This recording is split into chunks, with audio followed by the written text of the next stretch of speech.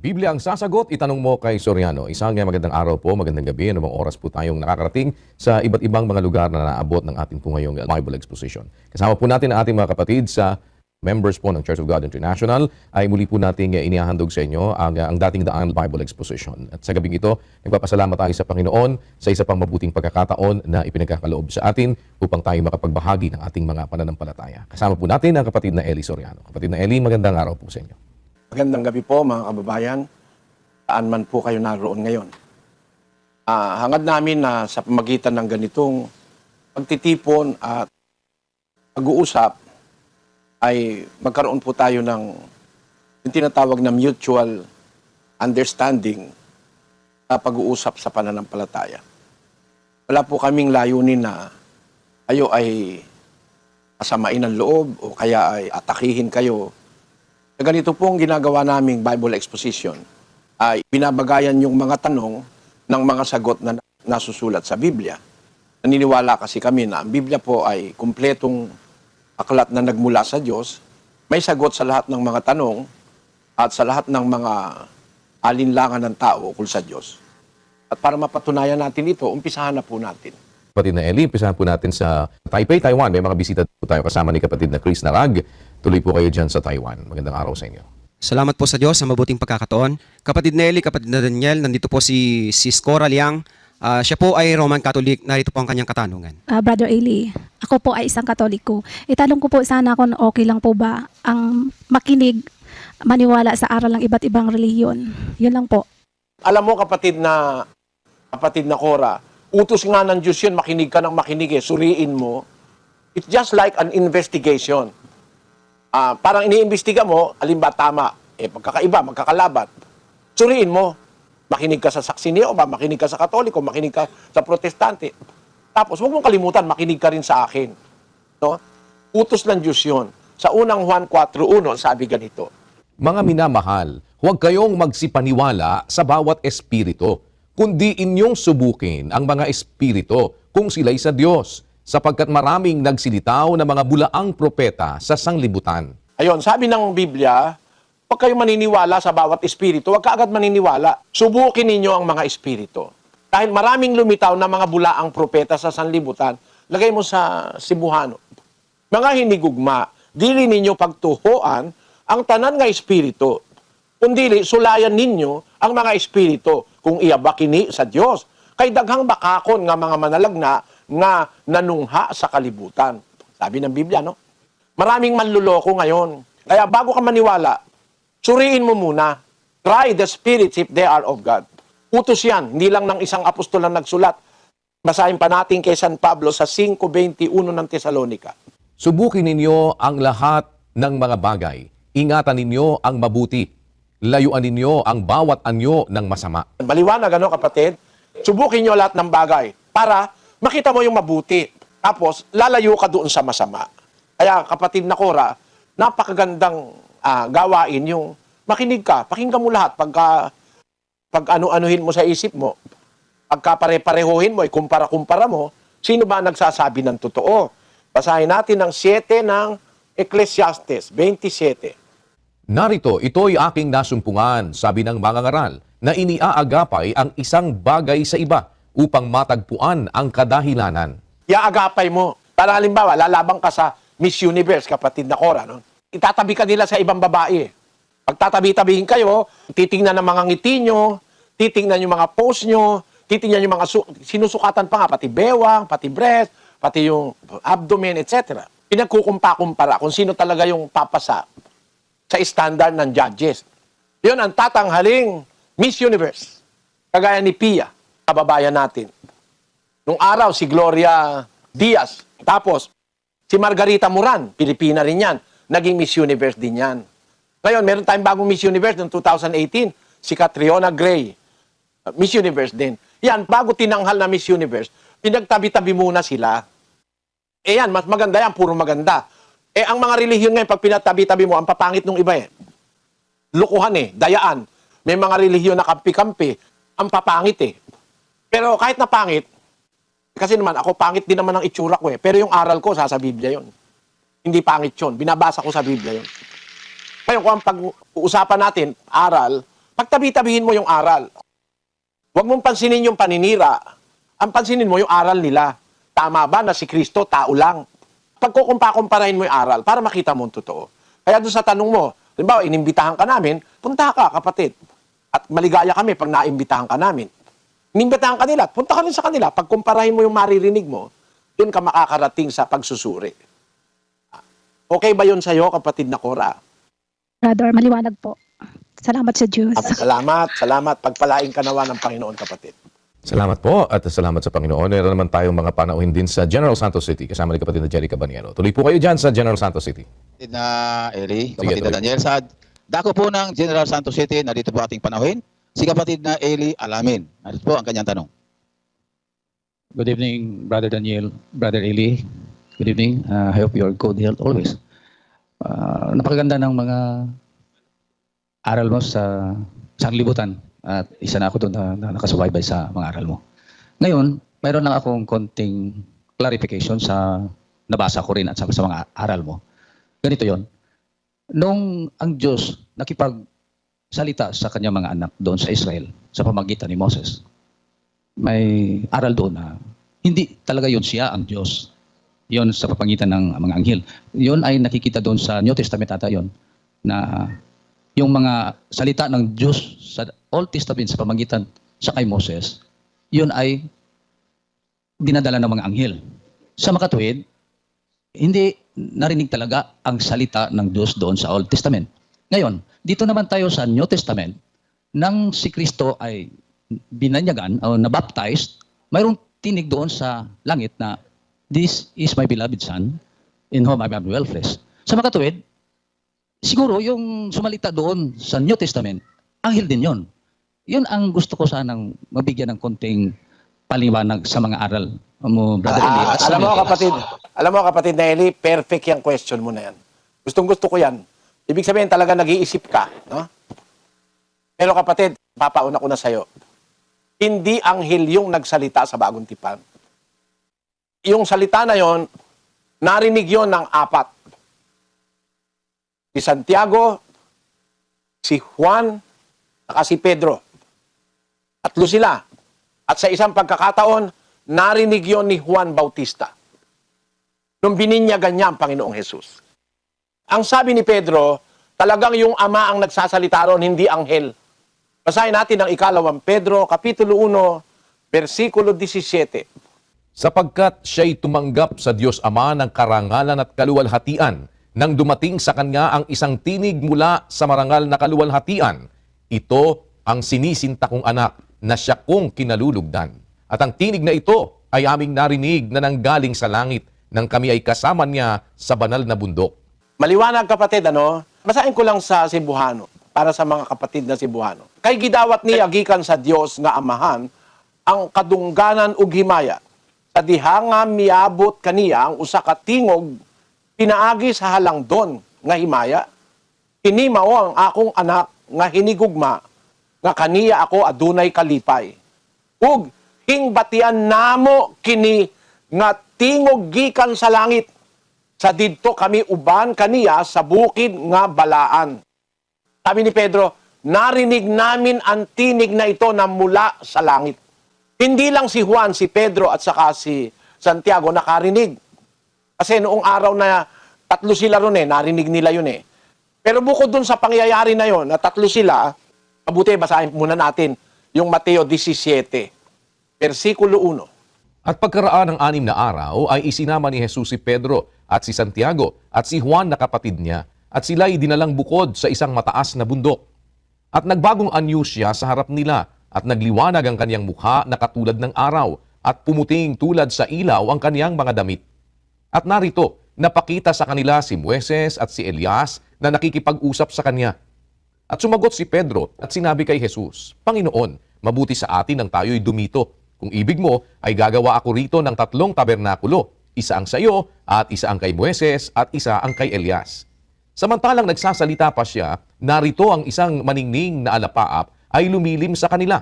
At narito ang isang tinig na mula sa alapaap na nagsasabi, "Ito ang sinisinta kong anak na siya kong kinalulugdan, siya ang inyong pakinggan." At nang marinig ito ng mga alagad, ay nangasubasub sila at lubhang nangatakot. Mga kapatid, pag ang anghel ang nagsasalita, hindi nasa subasub ang tao.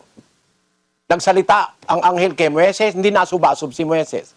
Nagsalita siya kay Gideon, hindi nasubasub si Gideon. Nagsalita siya kay Solomon, yung anghel, hindi nasubasub.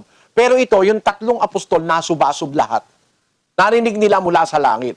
Ang katunayang hindi ito salita ng anghel, kapatid, kasi yun ang punto ni kapatid na Eli.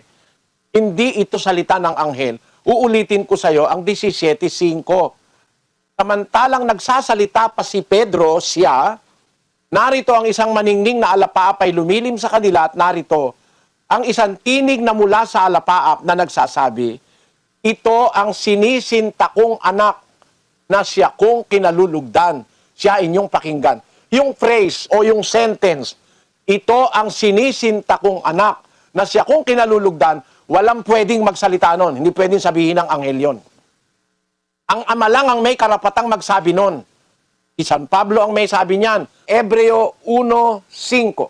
Sapagkat kanino nga sa mga anghel sinabi niya kailanman, ikaw ay aking anak, ikaw ay aking ipinanganak ngayon. At muli, ako'y magiging kaniyang ama at siya'y magiging aking anak. Ayun. Kanino sa mga anghel sinabi niya kailanman, ikaw ay aking anak? Wala nga siyang pinagsabihang anghel nun na ikaw ay aking anak sino nagsasalita? De yung ama.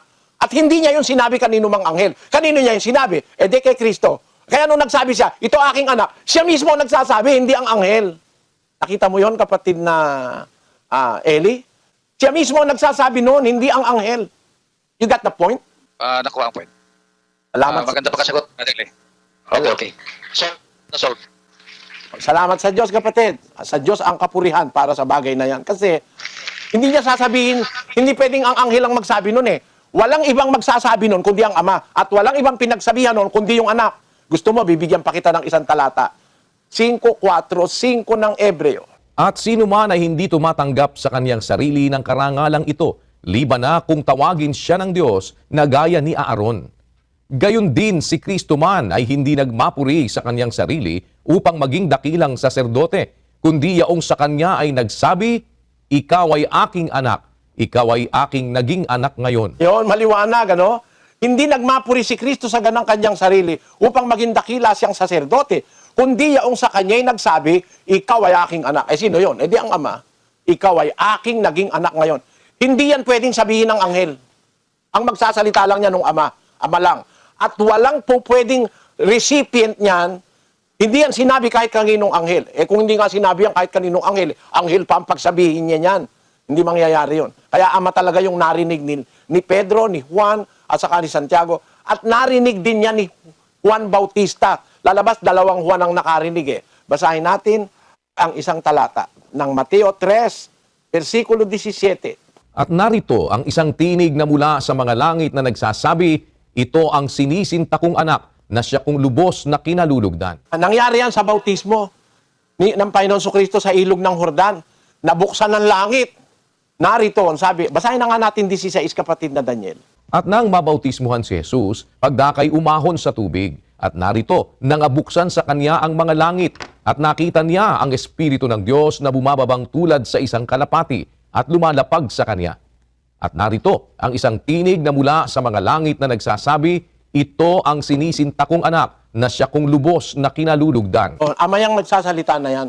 Yan ang sinabi ni Pablo na hindi niya sinabi yan kahit kaninong anghel. Isa lang ang pinagsabihan niya yan, yung kanyang bugtong na anak. At salamat sa iyo, kapatid na Eli, tuloy mo lang ang pakikinig. Huwag kang basta maniniwala, huwag kang basta tatanggap.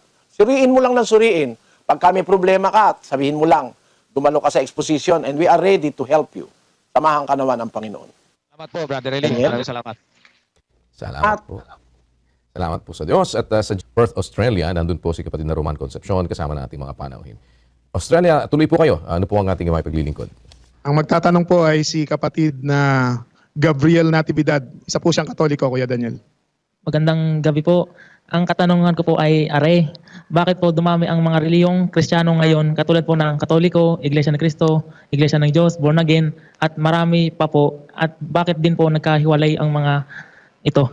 Kung sa Biblia natin titignan, kapatid, ang pagkakahiwa-hiwalay dahil sa ang mga tao minsan, wala silang ano yung tinatawag na contentment. Hindi sila kontento. Merong hinahanap ang isa't isa na pagka hindi nakita doon sa kanyang kinaroroonan, hihiwalay siya, hahanap siya. Basahin natin ang 18:1 ng Kawikaan. Ang humihiwalay ay humahanap ng sarili niyang nasa at nakikipagtalo laban sa lahat na magaling na karunungan. Yun. Yung humihiwalay, sabi ng Diyos, ang Diyos kasi nakakaalam ng kaisipan, ang puso ng tao. Yung nanwikang humihiwalay, humahanap yun ng kanyang sariling nasa. Meron siyang gusto na sarili, hindi niya makita doon sa kanyang sinasamahan, hihiwalay siya. Tapos makikipagtalo siya doon sa kanyang hiniwalayan. Yan ang sinasabi na dahilan ng Diyos kung bakit nagkakahiwa-hiwalay ang tao. At ang nag-i-insinuate o ang nagiging promotor o pinagmumulan ng pagkakahiwa-hiwalay, yan ay ang kaaway ng Diyos na si Satanas. Ang gusto kasi ng Diyos, ang tao magkaisa-isa sa mabuti. Ang ginagawa ni Satanas, gumagawa siya ng dibisyon. Pinagpapaksyon-paksyon niya, nagkakahiwa-hiwalay, nag-aaway-away ang mga tao, nagkokontrahan sa isa't isa. Kawain ni Satanas yun. Santiago 3:16 at 15. Sapagkat kung saan mayroong paninibugho at pagkakampi-kampi, ay doon mayroong kaguluhan at lahat ng gawang masama. Hindi ito ang karunungang bumababa mula sa itaas, kundi ang nauukol sa lupa, sa laman, sa diablo. Ayun, sa diablo yun. Kung asan yung sinasabi ni Santiago na paninibugho, kampi-kampi. Yung kampi-kampi, grupo-grupo yun eh. Yung pagkakahiwa-hiwalay ng tao. Kung asan ang wika yung mga ganon, kampi-kampi, paninibugho, nandoon ang kaguluhan at ang lahat ng gawang masama. Yan ang pinanggagalingan ng mga sari-saring kasamaan, dayaan, asamaan, siraan, at saka yung gera, kampi-kampi, kaguluhan, mga paninibugho, mga pagkakaalit. Yang lahat ng yan, nandyan ang lahat ng gawang masama. Pag-isip ka na ng lahat ng gawang masama, nandoon sa mga taong nagkakampi-kampi, naninibugho, at saka mga nagkakagulo-kagulo. Hindi ang wika ito, ang karunungang bumaba buhat sa itaas, hindi galing sa Diyos yan, kundi nauukol sa lupa, sa laman, at saka sa diablo. So ang diablo, ang promotor, siya ang ugat ng lahat ng pagkakagulo dito sa lupa. Siya ang gumagawa na ang tao magkaroon ng pag-aaway-away, pagtatakwil sa isa't isa, pagkakampi-kampi. Samantalang ang gusto naman ng Diyos, ang tao ay magkaisa. Para sa Diyos, yung nasa 133:1 ng awit, basahin natin. Masdan ninyo na pagkabuti at pagkaligaya sa mga magkakapatid na magsitahang magkakasama sa pagkakaisa. Ang gusto ng Diyos, ang mga magkakapatid, magsitahang magkakasama sa pagkakaisa. Pagkaisa-isa. Pero merong mga tao, katutubong ayaw ng kalooban ng Diyos. Ang gusto nila, yung magkaroon sila ng kalayaang gawin, yung sarili nilang gustong gawin, at kahit na yun ay masama. Kaya ang nangyayari, nagkakahiwa-hiwalay. Merong pagkakampi-kampi. Merong pagkakabahabahagi. Ang sabi sa English, divisions, no? Factions. Ayun na, and confusion, strife, envying, sa iba-ibang salin ng Biblia. Mababasa natin yun na ang dahilan ng lahat ng kasamaan sa lupa ay yung pagkakabahabahagi, pagkakampi-kampi, na hindi nagkakaisa ang mga tao. Meron kasi tayong dapat na pagkaisahan, mga kapatid.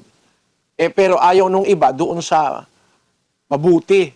Ayaw nila nung matuwid. Ayaw nila nung fair. Gusto nila lamang sila. Kung gusto nila minsan, ay wag silang naaagrabyado.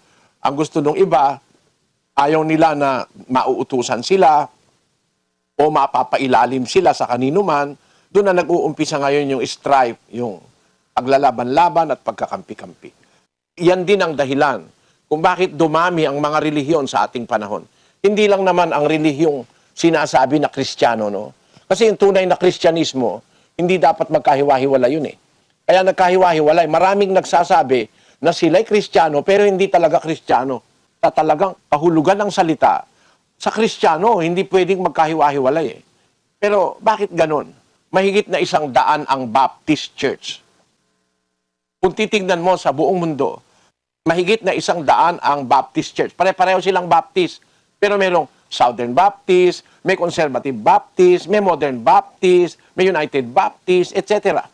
Bakit nagkaganon? Iba-iba sila ng leader, iba-iba sila ng paniniwala.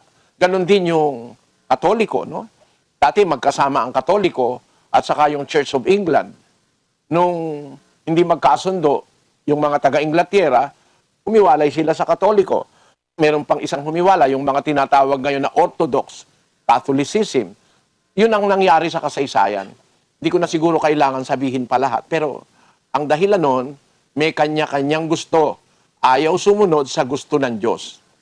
Kagaya halimbawa ng pinagkahiwalay ng Katoliko at saka ng Orthodox. Ang gusto ng Katoliko, merong ribulto. Yung parang estatua, yung mga santo. Ang gusto ng Orthodox, walang santo. Walang estatua. Gusto nila retrato lang. Kasi ang nasa Biblia, huwag kang gagawa ng larawang inanyuan, sculptured na imahin ng anumang bagay na nasa langit, nasa lupa, nasa ilalim ng lupa. Huwag mo silang didiyosin, huwag mo silang sasambahin. Kaya tumutol ngayon ang Orthodox doon sa Katoliko. Kasi ang Katoliko, marami silang mga ribulto, mga estatua. Isang maliit lang na punto, naghiwalay na. Ganon din yung Protestante. Nang humiwalay sa Katoliko, ang Protestantismo, may mga sinasabi si Luther, si Martin Lutero. Si Martin Lutero ang nag-umpisa ng Protestantism. Tutol siya sa ginagawa ng Papa sa Roma na nagbebenta ng kapatawaran. Tinatawag nilang selling of indulgences. Ayan pakinggan mo ha. Ito ang record na nasa history. Basahin natin ang kasaysayan. Bakit nahiwalay si Luther, isang paring Katolikong Aliman, sa mainstream Catholic Church. Kaya bumangon ang Protestantismo. Basahin natin, kapatid na Daniel. Luther was ordained to the priesthood in 1507. He came to reject several teachings and practices of the Roman Catholic Church. In particular, he disputed the view on indulgences. Luther proposed an academic discussion of the practice and efficacy of indulgences in his 95 Theses of 1517. Excommunication on 15 June 1520. The Pope warned Luther with the papal bull edict Exsurge Domen that he risked excommunication unless he recanted 41 sentences drawn from his writings, including the 95 Theses, within 60 days. That autumn, Johann Eck proclaimed the bull in Meissen and other towns. Karl von Miltitz, a papal nuncio, attempted to broker a solution, but Luther, who had sent the Pope a copy of On the Freedom of a Christian in October, publicly set fire to the bull and decretals at Wittenberg on 10 December 1520, an act he defended in Why the Pope and his recent book are burned and assertions concerning all articles. As a consequence, Luther was excommunicated by Pope Leo X on January 3, 1521 in the Bull Dicet Romanum Pontificem. Ang kasaysayan ni Luther, ang Papa mismo ang nagtiwalag sa kanya kasi marami siyang mga sinasabing laban sa Katoliko. Ay sabi ng Papa, bawiin mo yan, 41 bagay ang ipinapabawi ng Papa sa kanya. Hindi niya binawi. Sumulat ngayon yung Papa na sabi, bawiin mo. Hindi binawi, sinindihan niya yung sulat. Tapos ay nagdeklara siya na laban siya doon sa mga ginagawa ng mga Katoliko. Bagaman dati siyang paring Katoliko. At ayun, gumawa ang Papa Leo X, on January 3, 1521, the Bull Dicet Romanum Pontificem. Iwalag siya. Doon nag-umpisa ngayon ang Protestantismo, kapatid. Siguro yung iba, hindi naman nila napapagtuunan ng pansin. Pero kaya humiwalay si Luther sa Katoliko, marami siyang napupuna na mga maling ginagawa sa Katolisismo. At hindi siya para manira kasi pari rin siya. Para lang yung ating mga pari dito sa Pilipinas noong araw na kinagalitan ng mga priling pari na sumakop sa atin nung pumunta sila rito sa Pilipinas, yung mga praile, yung mga Espanyol na pari. Galit sila sa ating mga paring, pagaman sila pari ring Katoliko, siguro meron silang nakikitang hindi tama. Nagsasalita sila ng hindi nila gusto. Ayan, pinatay yung tatlong pari una, yung Gombursa, si Padre Gomez, Burgos at Zamora. Mga paring Katoliko yan. Ipinapatay nila yan. Tapos meron pa sa Cavite, yung tinatawag na 13 martires, 13 mga martir na pinapatay ng gobyerno Espanyol na Katoliko sa Pilipinas. Yan, baka ngayon sa ating panahon, wala nang nakakaalam ng mga kabataan ng istorya noong pagpapatay. Kagaya ni Jose Rizal na ating pambansang bayani, ipinapatayan ng gobyerno Katoliko na noon ay nakakapaghari sa Pilipinas. Ang dahilan kasi si Rizal nagsulat ng No Limitangere at ng mga iba't ibang aklat na bumabatikos sa paniniwalang Katoliko. Yung El Filibusterismo at saka yung No Limitangere. Na diyan sa aklat ng No Limitangere, sinasabi ni Rizal, hindi totoo yung aral ng Katoliko na purgatorio. Wala yun sa Biblia. Doon sa pahina 72 ng No Limitangere ay kanyang ipinaliliwanag na hindi totoong mayroong purgatorio. Kaya nakagalitan siya ng mga pari kasi siguro hindi nila mapatunayan talagang may purgatorio. Ganyan ang mga nangyayari. Kaya ang mga relihiyon, hindi pwedeng magkaisa-isa talaga. Meron kasing mga tao, ayaw talaga sa totoo. Ayaw. Sa 3:19 ng Juan, ang sabi ganito. At ito ang kahatulan na naparito ang ilaw sa sanglibutan at inibig pa ng mga tao ang kadiliman kaysa ilaw sapagkat masasama ang kanilang mga gawa. Ang mga tao ayaw ng ilaw, ayaw ng liwanag. Mas gusto pa nila yung dilim. No? Sa spiritual, pati sa literal, tama yan eh. Ang tao pag gumagawa ng masama, mas gusto niya sa dilim niya ginagawa eh. Diba? Ayaw niyang nakikita siya. Ngayon, ganun din naman yung sa spiritual. Meron tao, ayaw talaga ng totoo. Gusto nila yung hindi tama. Gusto nila yung mali. Yan hindi katakataka yan. Nasa 5:20 yan ng Isaias. Pakinggan nyo. Sa aba nila na nagsisitawag ng mabuti ay masama at ng masama ay mabuti, na inaaring dilim ang liwanag at liwanag ang dilim, na inaaring mapait ang matamis at matamis ang mapait. Mga tao baliktad ang gusto eh. Yung matamis, yun ang sa kanila ay mapait. Yung mabuti, yun ang masama sa kanila. Yung dilim, yun ang sa kanila ay maliwanag. No? Baliktad. Meron ganun mga tao. Paano mo ngayon yun kukumbinsihin na makipagkaisa doon sa talagang liwanag? Ang para sa kanila, yung liwanag, yun dilim. At yung dilim may liwanag. Yan ang dahilan, kapatid. Kaya ngayon, yung nagsasabi, ba't hindi ka magkaisa-isa mga relihiyon? Ako rin, di ako makikipagkaisa eh. Kahit sabihin mo, makipagkaisa, o kaya patayin mo na ako. Payag na lang ako mamatay kaysa makipagkaisa ako. Nalumuhod ako sa kahoy. Sabi kasi ng Diyos, huwag luluhuran yung mga kung ano-ano na yan na niluluhuran ng mga tao. Mayroong niluluhuran bato, niluluhuran kahoy, mga precious metal, kagaya nung estatwa ng Buddha sa Thailand, ay napakalaking estatwa, puro ginto yun. Napakamahal nun yung estatwa ni Buddha. Niluluhuran nila yon. Ang halaga nun, $250 milyong. Ang kilo nun ay 5,500 kilogram. Mahigit na 5 tonelada na ginto. Nandun sa Bangkok, Thailand. Lumuluhod ang mga tao roon kay Buddha. Siguro, kung sasabihin mo, magkaisa-isa, ayokong lumuhod kay Buddha. Kasi tao rin yun, ba't ko luluhuran yun? Nagtataka lang ako sa Katoliko, no? Bakit kagaya mo, kapatid na Gabriel, Katoliko ka, lumuluhod ka rin sa mga ribulto di ba? Di mo naman maikakaila sa akin yan. Bawal ng Biblia yun Naluluhod ka, hindi naman Diyos yun. Kahoy yun, bato yun, simento, ribulto yun, luluhuran mo. Miski tignan mo sa Biblia, miski tignan mo sa Pasyong Katoliko, hindi dapat luluhuran yun.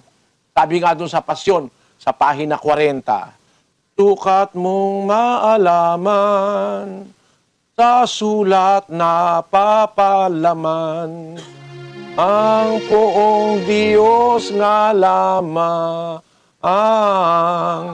siyang dapat naluhuran at sambahin gabit araw. Ayun, nasa Pasyon yan, kapatid. Sinulat yan ni Padre Mariano Pilapil. Kinakanta yan ang Katoliko pag mahal na araw. Bakit naman kasi yung Pasyon na yan, hindi nyo iniintindi? Yung ibang bahagi ng Pasyon, kinopya yan sa Biblia. Yung pahina 40 na yan, yung paragraph na yan, nasa Biblia yan, na dapat mong luluhuran ang poong Diyos lamang. Pag sinabi yung salitang lamang, wala ka ng ibang dapat pang luhuran. Ang Diyos lamang ang dapat niluluhuran.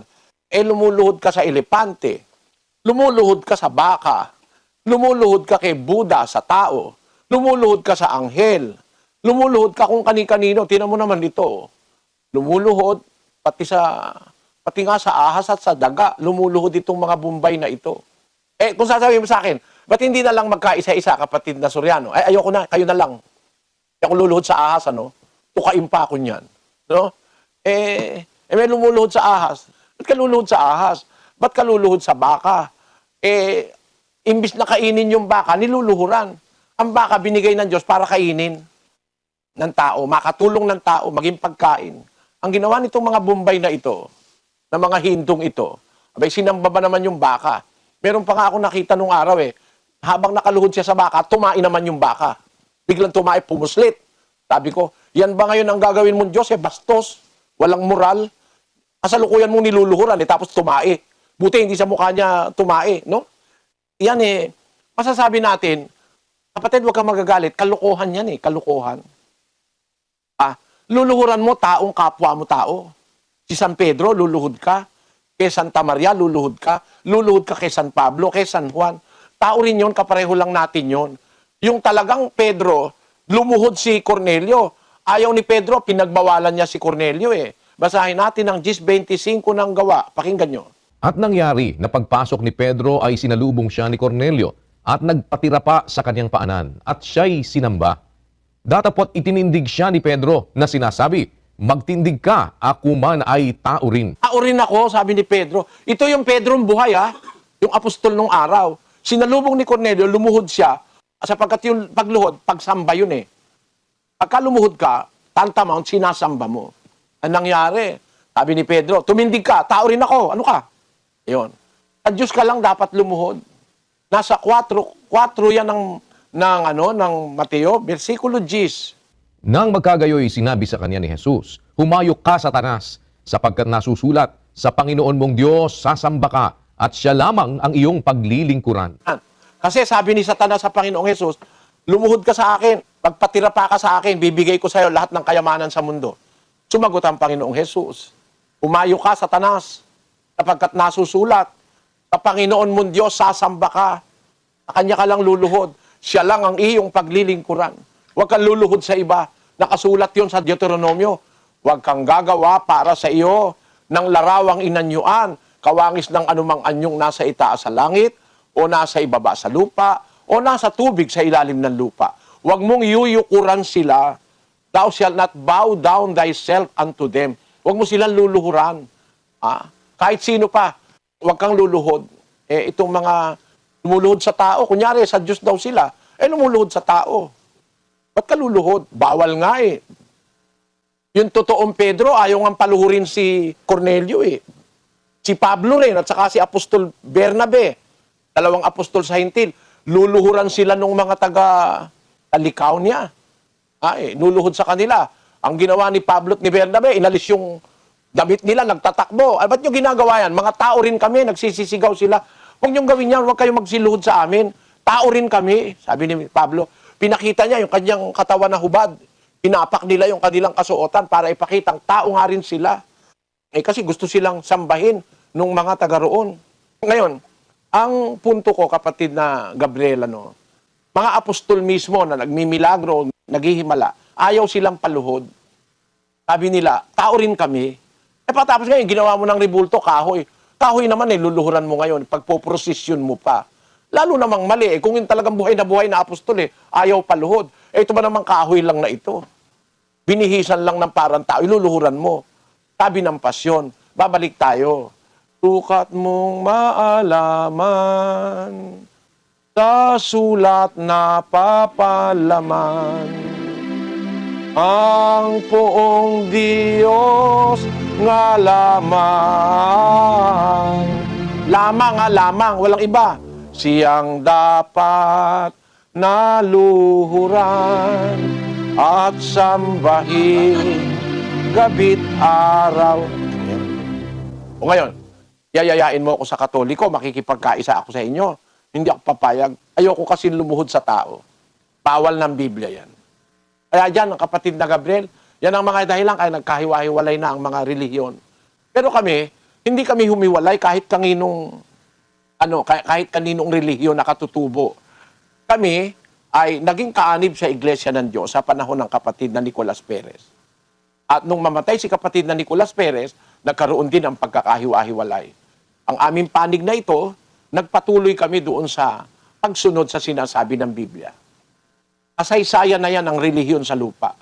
Talagang nagkakahiwa-hiwalay. Ang protestantismo, nagkahiwa-hiwalay din. Merong Baptist, merong Fundamentalist, merong Seventh-day Adventist, merong Mormonism, merong Jehovah's Witnesses. Ang dami. At ang talagang dahil niyan, ayon sa Biblia, nagkanya-kanya. Ayaw kasing sumunod doon sa talagang kagustuhan ng Diyos. Sana naunawaan mo, kapatid na Gabriel. Maraming salamat po. Salamat din. Sana tuloy kang makinig, kapatid, na anyayahan kita.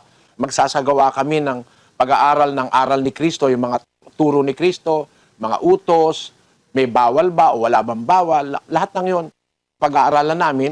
Nanyahan kita, kapatid na Gabriel. Balik ka, wag ka magagalit pag nagsasalita ako. Palagay mo, yung sinasabi ko, mali. Hindi, wag mong tanggapin, palagpasin mo lang. Pero baka naman yung sinasabi ko, tama, nasa Biblia. Tignan mo, suriin mo, no? Pag-aral ka. Kasi hindi naman dapat tayo na lagi na lang tayong, parang tinatamad, para tayong, pagdating sa relihiyon, ang tao, tamad eh. Napapansin ko, maraming tao tamad sa relihiyon. Ang sisipag nila, nakita ko yung mga Chinese, ang sisipag, ang bibilis magtrabaho, bibilis maglakad. Pumunta ako sa Hong Kong, hindi ko maabutan yung mga naglalakad eh. Kaya ako nagmamadali yun. Kasi may trabaho yung mga yan, sabi. Bakit ako hindi sumakay sa sasakyan? Kasi mahal ang sasakyan dito. Maraming kasi eh. Tapos, bakit ako hindi na lang doon sa may malapit sa kanila? Mahal kasi ang ano rito. Mahal ang mga flat, mahal ang mga... Kaya, malayo ka nakatira, para mura, pagdating mo sa Central Hong Kong, mahal kasi. Kaya lagi silang nag-aapura, mga Chinese.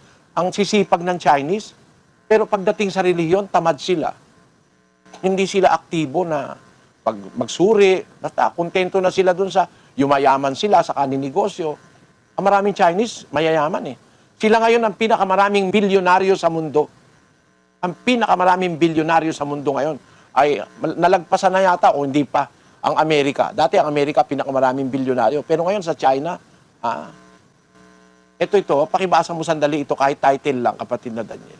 Ang sabi po, China gets a new billionaire every 5 days. Bawat 5 araw, may nagiging bilyonaryo sa China. At yan, bilyonaryo sa dollar, hindi sa peso. Hindi sa kung sa anumang ano. Kaya, ang sisipag ng mga Chinese, hanga ako sa kanila. Kaya lang, ba't pagdating sa relihiyon, parang wala silang oras. Ganon din, mga Pilipino, ganon din eh. Basta kontento na tayo sa ating mga relihiyon, hindi na tayo nagsusuri. Kung niloloko na tayo, dapat nagsusuri tayo. Yan ang, kaya inaanyayahan ko kayo, mga kababayang, bisita natin ngayon, saan man kayong lugar naroon. Mag-uumpisa kami ng isang pag-aaral ng katuruan ni Kristo, mga utos, mga dapat gawin, mga bawal gawin, lahat ng aral ni Kristo. Sana po makadalo kayo. Sige, kapatid na Gabriel, salamat sa iyong pagdalo. Kapatid na Daniel. Opo, salamat po sa Diyos. At puntahan naman natin po ang ating mga panauhin sa Tokyo, Japan. Ando si kapatid na June Gondaya o kasama natin mga bisita. Japan, please. Tuloy po kayo. Kapatid na Daniel, salamat po sa Diyos. At kapatid na Eli, narito po si kapatid na Luisa Hapon. Siya po ay isang Roman Catholic at narito po ang kanyang katanungan. Salamat po sa Diyos at nandito po ako ngayong gabi. Gusto ko lang pong malaman kung pwede po akong umattend muna bago po ako umanib sa inyo, Brother Eli Soriano. Ay, opo, umattend kayo na umattend. Kagaya nga, mag-uumpisa kami ng doktrina.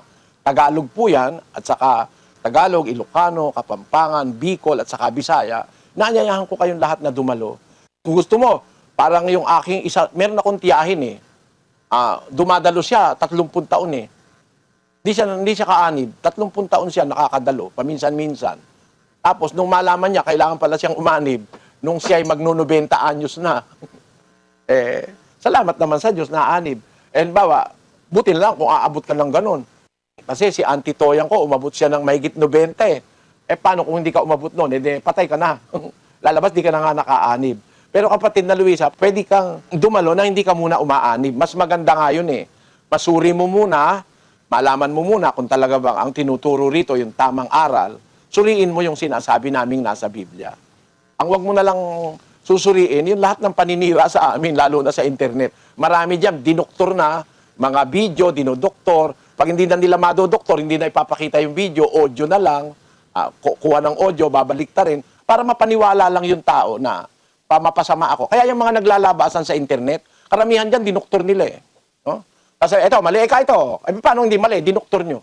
Inedit nyo. Baka pwede nga nyo diyang, pati nga ang retrato ko, ine-edit eh. Lalagyan ako ng mahabang buhok eh. Kaya hindi nakatakataka yan. Mga kapatid, magsuri kayo, aral ang suriin nyo. Ako naman kasi nangangaral ako Biblia eh. Hindi paninira ang pangangaral ko. Nagbabasa akong talata, sumasagot ako sa tanong. Tanong lang naman niya, pwede ba daw siyang umatin kahit hindi mo na umanib? O sige, umatin ka ng umatin dyan. Magsawa ka ng kaatin kung ayaw mong umanib. You are welcome, kapatid na Luisa. Makita mo kung paano lumingap sa kapwa-tao ang aming mga kapatid. Para kang, you feel at home there. Pag nandyan, wala kang problema dyan. Pati tanghalian, pati hapunan, pag inabot ka dyan, libre yan. Wala kang aalalahanin. Yan ang aming kalooban sa kapwa. At sana, samahan ka ng Panginoon, kapatid na Luisa. Opo, salamat sa Diyos po. Salamat po at salamat sa Diyos. Sa Kuala Lumpur, Malaysia po tayo, kapatid Richard Rivera. Go ahead po, tuloy kayo dyan. Salamat po sa Diyos, kapatid na Eli at kapatid na Daniel. Naririto po ang isa sa ating bisita, si Sis Novi Pasa. Siya po ay isang Katoliko at narito po ang kanyang katanungan. Ito po ang aking tanong. Parehas po ba ang kapangyarihan ng Panginoong Hesukristo at Diyos Ama? Saan po sila magkaparehas at saan naman po sila magkaiba? Paki-explain na lang po dahil nais ko pong maliwanagan sa bagay na ito. Salamat, kapatid na Novi. Una-una, alam ko kaya mo tinatanong kasi sabi Katoliko ka. Ang aral kasi ng Katoliko, magkapareho lang daw yung ama't anak. Walang pagkakaungusan. Yun ang tinatawag nilang doctrine of Trinity. Yung Trinidad. Basahin nga natin, kapatid na Daniel. Ito po sa kanilang lathala, ang pananampalataya ng ating mga ninuno na isinulat ni James Cardinal Gibbons. Nasa pahina 8 po ito, ang pinagpalang Trinidad. Iniaaral ng Iglesia Katolika na may isang Diyos lamang. Sa isang Diyos na ito'y may tatlong iba't ibang persona. Ang Ama, ang Anak at ang Espiritu Santo na tunay na pantay-pantay at walang pagkakaungusan. Ewan ko kung ikaw ay Tagalog, kapatid na Novi. Pero yung salitang walang pagkakaungusan, malalim na Tagalog yun eh. Ang kahulugan ng hindi nagkakaungusan, ibig sabihin, perfectly sila na pantay-pantay. Pantay-pantay sila perfectly. Yun ang basahin natin sa English version niyang The Faith of Our Fathers, Brother Daniel. Opo, ito po ang sabi.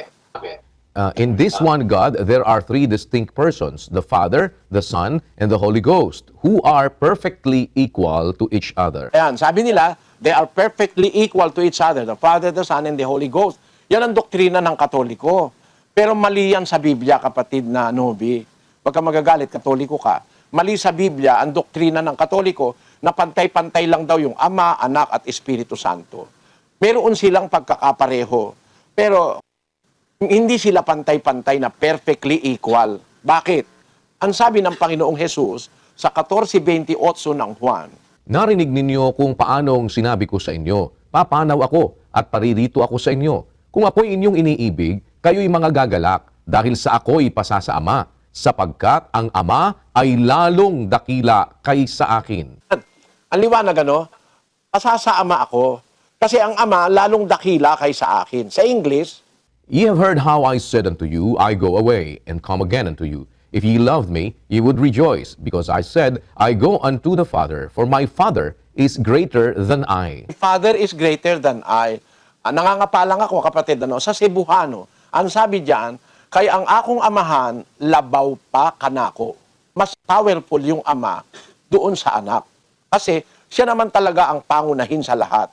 Mas mataas siya kay Kristo na kanyang anak. Basahin natin ang unang Korinto 11:3. Pakinggan mo, kapatid. Datapot ibig ko na inyong maalaman na ang pangulo ng bawat lalaki ay si Kristo, at ang pangulo ng babae ay ang lalaki, at ang pangulo ni Kristo ay ang Diyos. Tama, mag-umpisa tayo. Ang babae, ang pangulo ng babae, lalaki. Kaya higher in authority ang lalaki kaysa sa babae. Ang pangulo naman ng lalaki ay si Kristo, at ang pangulo naman ni Kristo ay ang Diyos. So tama ang sabi ni Kristo na ako'y pasa sa Ama sapagkat ang Ama ay lalong dakila kaysa akin. Ngayon, sa tanong mo, kapatid, saan sila magkaparehas? Magkaparehas sila, pare-pareho silang espiritu. Yung Diyos Ama, espiritu yon. Siya ang nanganak doon sa anak. Yung tinatawag na anak ng Diyos, ay ipinanganak siya ng Diyos sa espiritu. Ang Ama mismo ang nanganak sa kanya. Diyan nga tumutol yung sagwagwa sa akin eh. Ano mo ikaw sinabing nanganak ang Ama? Lalaki yun, sabi ko. Ikaw pala kako ang alam mo lang nanganganak, babae. Ako meron akong alam, nanganganak, lalaki. Kagaya halimbawa noong seahorse. Yung seahorse, ang lalaki ang nanganganak, ang lalaki nagbubuntis. At pagka nanganak, ang dami. Pinakita pa nga yan sa Ayan nanganganak yung lalaking seahorse. Ang ipapanganak niya, mga seahorse din, Ayan, male seahorse. Nanganganak siya. Alam mo kapatid na Novi, ang Diyos Ama nanganak at ang ipinanganak niya ay ang kanyang anak ng nasa kalagayang espiritu. Yung ipinanganak ni Maria, yun yung katawang tao, yung laman, yung katawan na tao ng Panginoon Kristo. Pero ang ipinanganak ng Ama ay espiritu rin, kasi espiritu yung nanganak na Ama. Basahin natin sa 4:24 ng 1. Ang Diyos ay espiritu at ang mga sa Kanya ay nagsisisamba ay kinakailangang magsisamba sa espiritu at sa katotohanan. Ayun, ang Diyos na Ama ay espiritu yan. Ayun, kung siya espiritu, nanganak siya. Basahin natin ang awit 2:7. Aking sasaysayin ang tungkol sa pasya. Sinabi ng Panginoon sa akin, ikaw ay aking anak. Sa araw na ito ay ipinanganak kita. Ang sabi ng Diyos sa Panginoong Hesus, sabi ng Panginoong Hesus, aking sasaysayin ang tungkol sa pasya. Sinabi ng Panginoon sa akin, ikaw ay aking anak. Sa araw na ito, ipinanganak kita. Ang Diyos talaga ang nanganak sa kanya, yung Ama. Kung yung Diyos na nanganak ay espiritu, siyempre ang ipinanganak nun, espiritu rin. Basahin natin sa Juan 3:6. Ang ipinanganak ng laman ay laman nga, at ang ipinanganak ng espiritu ay espiritu nga. Ayan. Pag ang nanganak laman, laman nga. Kaya si Maria, laman siya, tao siya. Ang ipinanganak niya, tao, yung katawan. Pero ang ipinanganak ng espiritu, espiritu rin yun. Yung Ama, espiritu, nanganak. Hindi nila itinuturo na yung Ama mismo nanganak. Bakit nanganak? Kasi nung umpisa, nasa sinapupunan niya ang kanyang anak. Basahin natin ang 1:18 ng Juan. Walang taong nakakita kailanman sa Diyos. Ang bugtong na anak na nasa sinapupunan ng Ama, siya ang nagpakilala sa Kanya. Ang bugtong na anak na nasa sinapupunan ng Ama. Nung umpisa, yung anak, nasa bahagi ng Ama yun Espiritu yung Ama, yung kanyang anak, nasa kanyang sinapupunan. Espiritu rin yun. Para lang maintindihan natin, si Eva, bahagi ni Adan. Kinuha ng Diyos yung isang tadyang, ginawang babae. Kaya si Eva, galing kay Adan. Parang yung anak ng Diyos na si Kristo, ang Diyos ay Espiritu, nanganak siya. Ang ipinanganak niya, yung kanyang nasa sinapupunan, na ang tawag sa Biblia, mga kapatid, mga kababayang nakikinig, huwag niyong kakalimutan at huwag kayong paloloko sa mga ministro na nagsasabi na si Kristo raw ay tao. Mali po yun. Bakit? Si Kristo po kasi sa katutubo, nasa sinapupunan ng Ama, in the bosom of the Father. Ngayon, yung nasa kanyang sinapupunan na kanyang anak, ipinanganak niya. Sa araw na ito, sabi ng Ama, ipinanganak kita. Sino nanganak? Yung Ama. Ang katunayang yung Ama ang nanganak, 1:5 hanggang 6 ng Ebreo, kapatid na Daniel. Sapagkat kanino nga sa mga anghel sinabi niya kailanman, ikaw ay aking anak, ikaw ay aking ipinanganak ngayon, at muli ako'y magiging kaniyang Ama, at siya'y magiging aking anak. Hindi sinabi ng Diyos kahit kaninong anghel na ikaw ay aking anak. Ang pinagsabihan niya lang, yung kanyang talagang bugtong na anak, ikaw ay aking anak, ikaw ay aking ipinanganak ngayon, at muli, ako'y magiging kanyang Ama, siya'y magiging aking anak. Kaya katunayan, ang Ama ang nanganak sa kanya. Kaya kung titignan natin, mga kababayan, mag-ingat kayo, huwag kayo madaya. Kahit dalhin ninyo sa orihinal na lingwahe ng Biblia, sa Griego, ang nakalagay sa Griego, hindi lang ako marunong ng Gregong bumigkas pero mababasa nyo sa ating screen. Theon odis, Ioraken pupote, monogenes theos, o on eiston kol punto patros ikenos exigisato. Ang sabi, monogenes theos, bugtong na Diyos, begotten God. At mayroong English Bible na nag-translate ng tama. Basahin natin ang New American Standard Bible, kapatid na Daniel. No one has seen God at any time. The only begotten God who is in the bosom of the Father, He has explained Him. Yan ang pinakatamang translation dyan sa 1:18 of John. Sa iba kasing translation, the only begotten Son, monogenes huios. Ewan ko kung huios yun o huios. Monogenes huios. Pero, ang sabi sa Biblia, No man hath seen God at any time. The only begotten God. Ilo mo, begotten God. Talagang Diyos si Kristo. Eh tama naman yun eh. Kahit saan mo sentido hanapin eh. Nanganak eh tao, di tao ipinanganak. Nanganak ang kambing, ano anak? Kabayo? Mali. Pag ang kambing nanganak, anak kambing din. Pag nanganak ang baka, anak baka rin. Pag nanganak ang tao, anak tao rin. Pag nanganak ang Diyos, Diyos ang anak. Kaya ang tawag sa Biblia, the only begotten God. Bakit sa Greek ang nakalagay, the only begotten God? At sa Greek sabi, monogenes theos. At di nyo tinuturo na ang Diyos Ama ng anak. Kasi pag tinuro nyo, eh mapapamalian yung aral nyo na si Kristo tao lang. Kasi ang pinanganak ni Maria, tao eh. Tama naman ang pinanganak ni Maria, tao. Nagdalang tao si Maria eh. Eh bakit? Eh katawan yun eh. Doon sa katawan na yon, doon lumakip yung espiritu na anak ng Diyos. Kaya sa Biblia, dalawa ang nababasa eh. Anak ng Diyos, anak ng tao. Sa buong Biblia, mababasa mo, tinasabi, anak ng tao, anak ng Diyos. Eh, alin ang anak ng Diyos? Yung espiritu na ipinanganak ng Diyos, wala pang mundo, wala pang universo, nanganak na ang Diyos. Yung espiritu na kanyang anak, na monogenes theos, o begotten God. Nung isugo niya sa lupa ang kanyang begotten Son, o begotten God, nung isugo niya, kinailangang mangaral, magkaroon ng katawan tao. Yung katawan tao naman na yun ang ipinaglihi at ipinanganak ni Maria. Kaya ang tawag doon, anak ng tao. Ayun. Ang Diyos Ama ng anak, nasa Biblia yan. Pagkatapos niyang manganak, sabi niya, ikaw ay aking ipinanganak ngayon. At muli, sinabi niya uli, ako'y magiging kanyang ama. Siya'y magiging aking anak. At yan nangyari, wala pang mundo. Na ipanganak na ng ama si Kristo. 17:5-24 ni Juan. Pakinggan nyo. At ngayon, Ama, luwalhatiin mo ako sa iyo rin, nang kaluwalhati ang aking tinamo sa iyo, bago ang sanglibutan ay naging gayon. Ama, yaong mga ibinigay mo sa akin ay ibig ko, kung saan ako naroroon, sila naman ay dumuong kasama ko, upang makita nila ang kaluwalhatian ko na ibinigay mo sa akin, sapagkat ako'y iyong inibig bago natatag ang sanglibutan.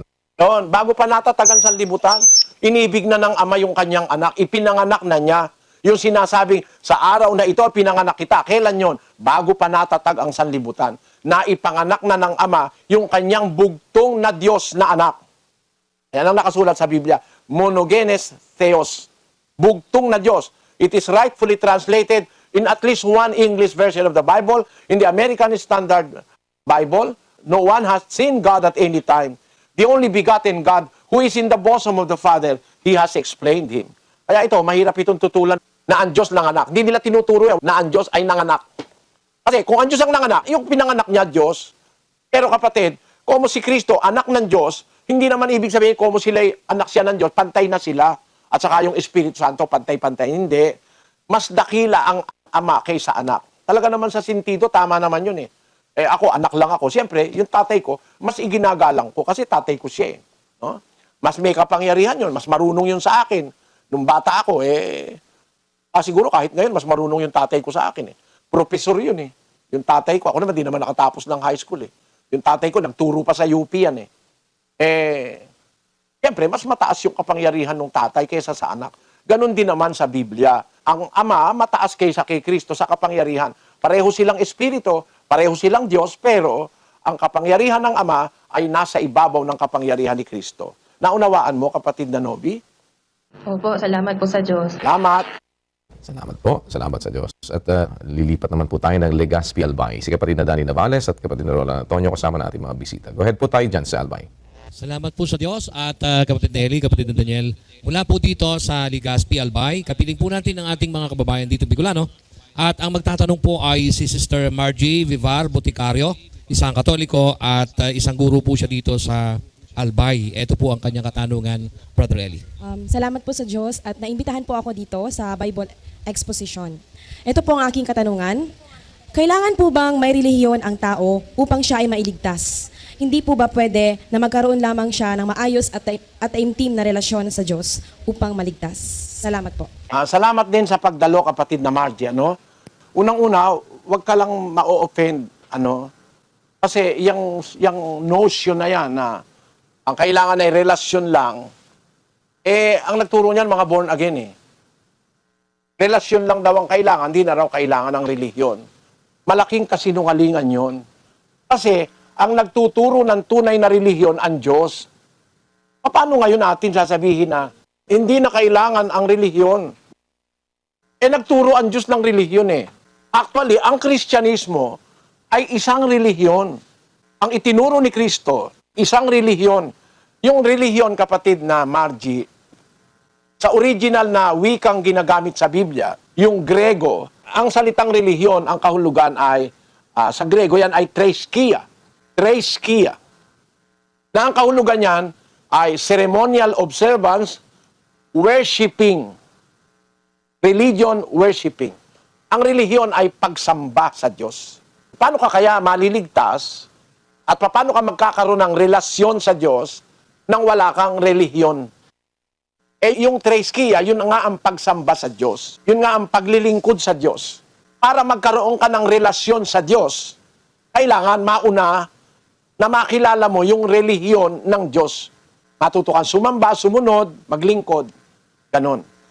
Kaya ang Biblia nagtuturo sa atin, kapatid, ng tunay na relihiyon. Yung tamang pagsamba sa Diyos.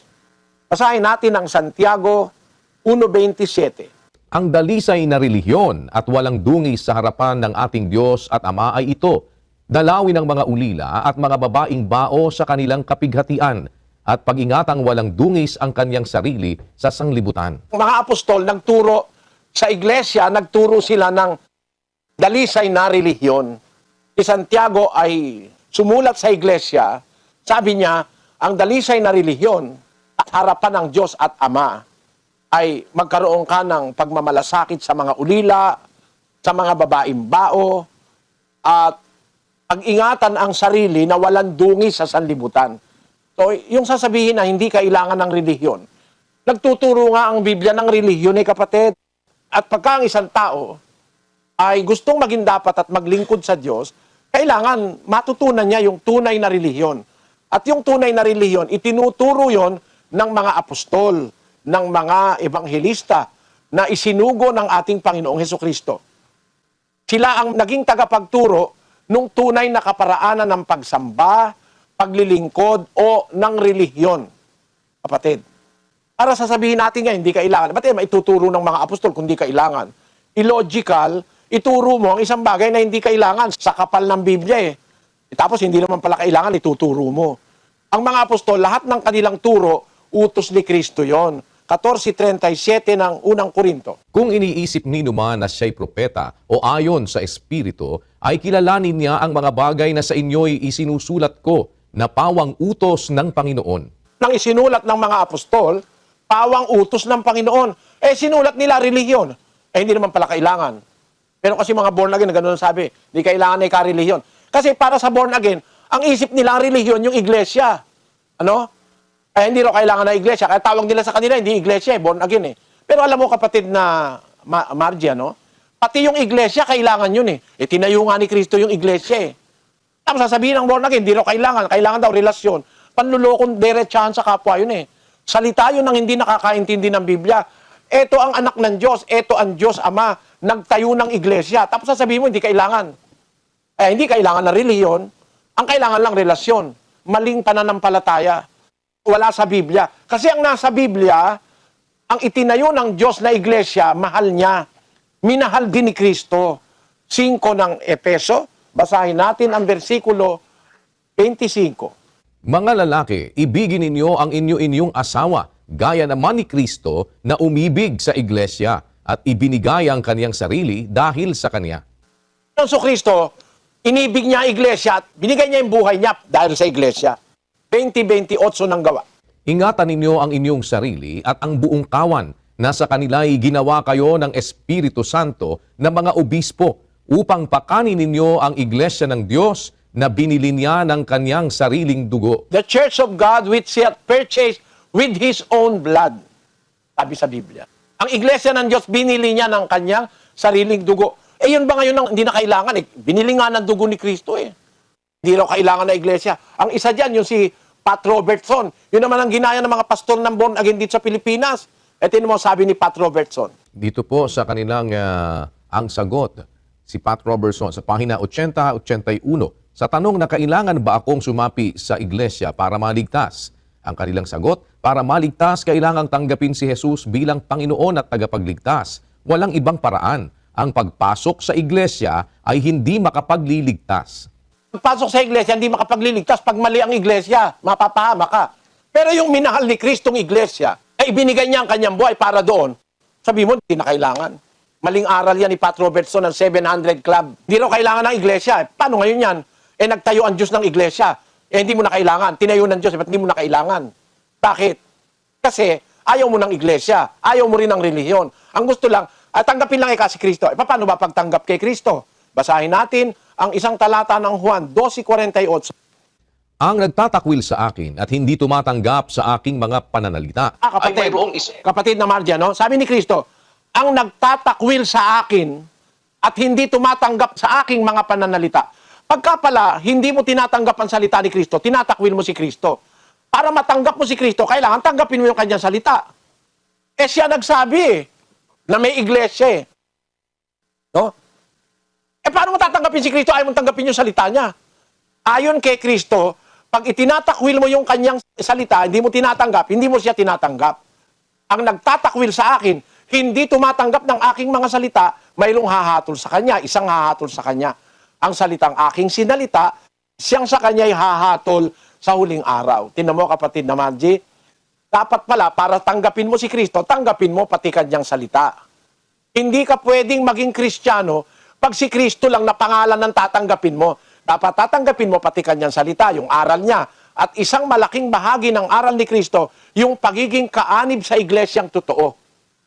Yan ang dapat ninyong maintindihan mga kababayang born again. Sasabihin, hindi na kailangan ng relihiyon. Ang kailangan relasyon. Paano ka magkakarelasyon kung hindi ka magiging bahagi noong sinasabi sa Biblia na iglesia na kinaroroonan ng mga taong lingkod ng Diyos? Ando ng mga apostol, ando ng mga propeta, ando ng mga guro, ando ng mga ministro, ando ng mga diakono, ando ng mga obispo sa iglesyang totoo sa Biblia. Ang Diyos lahat ang naglagay nun. Paano ka magkakarelasyon kung di ka sa mga apostol, sa mga propeta? Pakinggan mo sa unang Juan 1:3. Yaong aming nakita at narinig ay siya rin naming ibinabalita sa inyo, upang kayo naman ay magkaroon ng pakikisama sa amin. Oo, at tayo ay may pakikisama sa Ama at sa Kanyang Anak na si Hesukristo. At ang mga bagay na ito ay aming isinusulat upang ang ating kagalakan ay manubos. Tama kapatid na Margie, sabi ng mga alagad, yung nakita namin, yung narinig namin, alam mo yung narinig nila, di yung aral ni Kristo. Ibinabalita namin sa inyo yon para magkaroon kayo ng pakikisama sa amin. Magkakaroon tayo ng relasyon sa mga apostol. At tayo'y may pakikisama sa Ama at sa Kanyang Anak.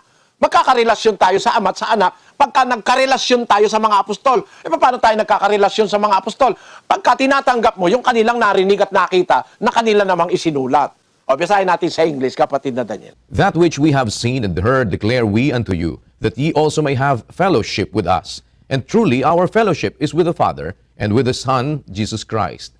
And these things write we unto you, that your joy may be full. Ito ng fullness of joy ng isang Kristiyano, that you may have fellowship with the apostles, and that we may have fellowship with the Father and His Son. Ulit-ulitin mo kapatid, ikaw naman po ay maestra, naiintindihan mo ito. Sabi ng mga alagad, which we have seen and heard. Yung aral na nakita nila at pinangaral at narinig nila, pinangaral ni Kristo, declare we unto you, that ye may have fellowship with us. Magkakarelasyon ka sa mga apostol. And our fellowship is with the Father and with the Son. Kaya, ang relasyon nabubuo pag tinanggap mo yung salita na isinulat ng mga apostol, makakaugnay ka nila. Tapos, makakaugnay mo ang Ama at ang Anak kasi sa Ama at sa Anak nanggaling yung mga salita na itinuro at isinulat ng mga apostol. Pag nakarelasyon mo sila, masasama ka sa iglesia na itinayo ng Diyos sa pamamagitan ni Kristo. At pag nandun ka sa iglesia na itinayo ng Diyos sa pamamagitan ni Kristo, doon ngayon magkakaroon ka ng pakikisama sa Ama at sa Anak. Kasi ang iglesia, kapatid, ay ano yan institusyon ng Ama yan Iniutos niya kay Kristo na itatag yan dito sa lupa. It is the institution of God on earth to make us citizens of heaven. Parang isang isang pamantasan ng Diyos na nasa lupa para mag-qualify ka to be a citizen of heaven o maging dapat ka sa Diyos sa pamamagitan ng mga aral at mga turo ng relihiyong itinuro ng mga apostol. Para ngayon sabihin ng kahit na sino na hindi na kailangan ng relihiyon para maligtas. At kung consider mo sa Biblia, ang relihiyon pala, yung treskia, pagsamba pala yun sa Diyos, paglilingkod sa Diyos. Paano ka maliligtas kung hindi ka maglilingkod at hindi ka sasamba sa Diyos? Sana naunawaan mo po, kapatid na Margie. Salamat po. Salamat po, kapatid. Naanyayaan kita, kapatid na Margie, para makita mo lang na yung talagang tanong mo, yung kabuuan ng sagot.